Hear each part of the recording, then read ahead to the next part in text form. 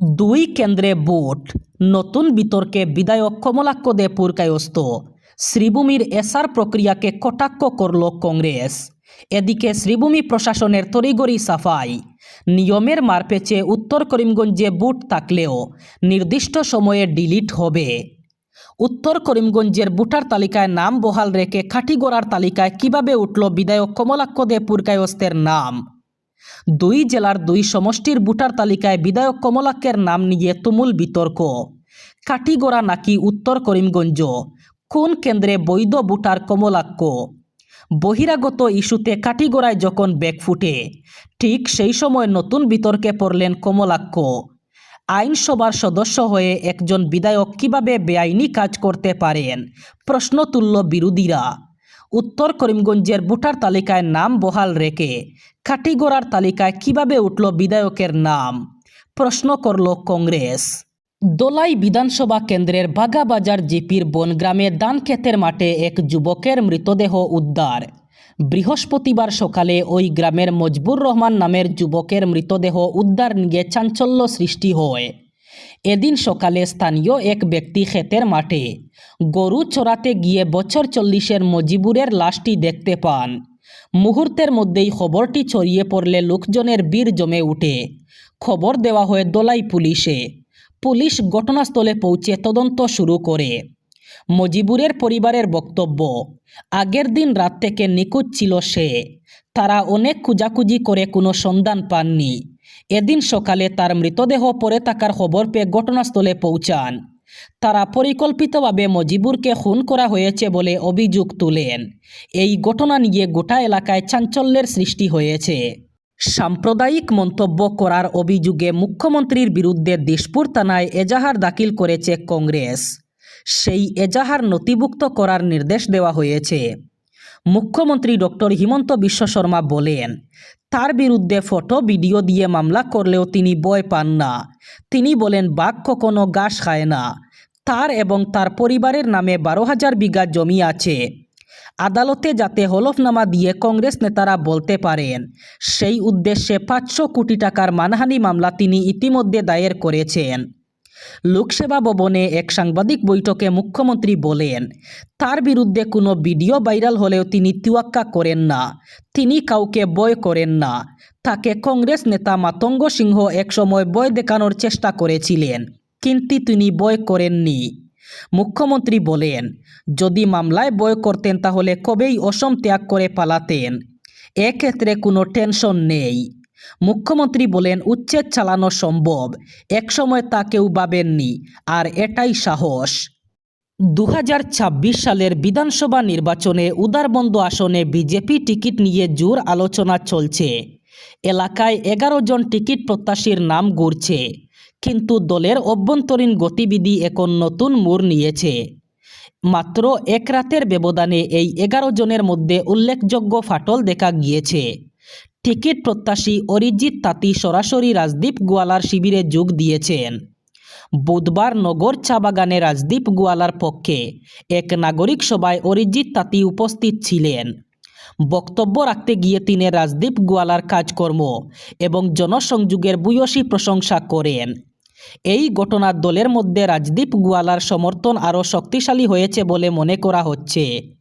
এদিকে গত মঙ্গলবার উদারবন্দ ব্লক অডিটোরিয়ামে এক নাগরিক সভায় আয়োজন করেছিলেন 11 জন টিকিট প্রত্যাশী। সভায় সভাপতিত্ব করেন প্রবীণ বিজেপি কর্মী নির্মলচন্দ্র চন্দ। মঞ্চে উপস্থিত ছিলেন বাবলু দাস, অমলেন্দু চৌধুরী সহ আরও কয়েকজন। সভায় 11 জনকে আহ্বায়ক হিসাবে ঘোষণা করা হয়, যাদের অধিকাংশই দলের সক্রিয় কর্মকাণ্ডে দীর্ঘদিন ধরে কম অংশগ্রহণ করেন অথবা সীমিত প্রভাব রাখেন বলে দলীয় সূত্রে জানা গেছে। আগরতলা গৌহাটির মধ্যে ত্রিপুরা এবং অসম বন্দে ভারত ট্রেন পরিষেবা 2026 সালেই শুরু হবে। কারণ গত 1 ফেব্রুয়ারি পেশ করা কেন্দ্রীয় বাজেটে এই প্রকল্পের জন্য তহবিল ইতিমধ্যেই বরাদ্দ করা হয়েছে। কেন্দ্রীয় নগরোন্নয়ন প্রতিমন্ত্রী তুকন সাহু এই খবর জানিয়েছেন। বিজেপি রাজ্য সদর দপ্তরে সাংবাদিকদের উদ্দেশ্যে সাহু বলেন, উত্তর পূর্বে রেল নেটওয়ার্ক সম্প্রসারণের জন্য বাজেটে 11,486 কোটি টাকা বরাদ্দ করা হয়েছে। তিনি উল্লেখ করেন যে এই অঞ্চলে রেল বিদ্যুতায়ন সম্পন্ন হয়েছে এবং আগরতলা ও গৌহাটি সংযুক্ত করার প্রস্তাবিত আধা উচ্চগতির পরিষেবা আগামী বছর চালু হওয়ার কথা রয়েছে। মন্ত্রী বলেন, বিজেপি নেতৃত্বাধীন সরকার কেন্দ্রে ক্ষমতা গ্রহণের পর থেকে উত্তর পূর্বাঞ্চলে রেল যোগাযোগে বরাদ্দ উল্লেখযোগ্যভাবে বৃদ্ধি পেয়েছে। এবার রাজ্যের চা শ্রমিকদের জন্য সুখবর দিলেন রাজ্যের মুখ্যমন্ত্রী ডক্টর হিমন্ত বিশ্ব শর্মা। ফেব্রুয়ারি মাসের শেষ সপ্তাহে শ্রমিকদের বেতন বৃদ্ধি হওয়ার সম্ভাবনা রয়েছে। এই বিষয়ে বাগান মালিক পক্ষের সঙ্গে মুখ্যমন্ত্রীর বিশেষ আলোচনা। রাজ্যের চা শ্রমিকদের বেতন বাড়তে পারে ফেব্রুয়ারি মাসের শেষের দিকে। এদিকে আর কিছুদিনের মধ্যেই অরুণোদয় প্রকল্পের হিতাধিকারীরা বিশেষ উপহার পেতে চলেছেন। আগামী 20 ফেব্রুয়ারি অরুণোদয় প্রকল্পের হিতাধিকারীরা 8,000 টাকা করে এককালীন পেতে চলেছেন। তবে সব অরুণোদয় হিতাধিকারীরা পাবেন না। যারা বর্তমানে অরুণোদয় পাচ্ছেন তারাই পাবেন এই 8,000 টাকা। আগে যারা পেতেন এবং বর্তমানে যাদের অরুণোদয় পাওয়া বন্ধ হয়ে পড়েছে তারা এই 8,000 টাকার উপহার পাবেন না। সব কিছু ঠিকঠাক থাকলে আগামী 28 ফেব্রুয়ারি থেকে মার্চের প্রথম সপ্তাহের মধ্যে অসমে বিধানসভা ভোটের নির্ঘণ্ট ঘোষণা হতে পারে। নির্বাচন কমিশন ওই দিন ঘোষণা করতে পারে একাধিক রাজ্যের সূচি। অসমে ভোট হতে পারে 2 কিস্তিতে। তবে আজমল ব্রিগেডের অনেকের আশায় ঘুরে সম্ভবত বালি পড়ছে। খবর অনুযায়ী 26শে বিধানসভা নির্বাচনে বরাক উপত্যকায় কোনো প্রার্থী দিচ্ছে না আজমল ব্রিগেড। একটি বিশেষ সূত্র মারফত এই তথ্য জানার পর নিজেই চমকে যান অনেকেই।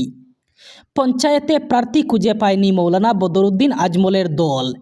একসময় কিন্তু জেলা পরিষদ তাদের দখলে ছিল একাধিক আঞ্চলিক পঞ্চায়েত। গত বিধানসভা নির্বাচনে হাইলাকান্দি জেলার 3টি আসনে ইউডিএফ প্রার্থীরা জিতেছিলেন বদরপুর আসনে আব্দুল আজিজ। তিনি অসুস্থ। বদরপুর আসন সীমানা নির্ধারণে বিলুপ্ত হয়ে গেছে। হাইলাকান্দির 3 জনই যথাক্রমে সুজামুদ্দিন লস্কর, জাকির লস্কর এবং নিজামুদ্দিন চৌধুরী দল থেকে বরখাস্ত। সুনাই আসনের বিধায়ক করিমউদ্দিন বরবুইয়া ছিলেন দলের সাধারণ সম্পাদক, এখন সম্পর্কহীন। কোনো দল থেকে যে ভোট লড়বেন পরিষ্কার নয় আপাতত।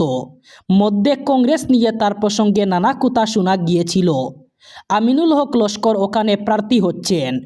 ডিলিমিটেশনের পর হাইলাকান্দি জেলায় একটি আসন কমেছে। লোকসভা নির্বাচনে পর্দুদস্ত ইউডিএফের টিকিট কেউ চাইবেন সে চিত্র দেখা যাচ্ছে না। এবার শেষ খবর।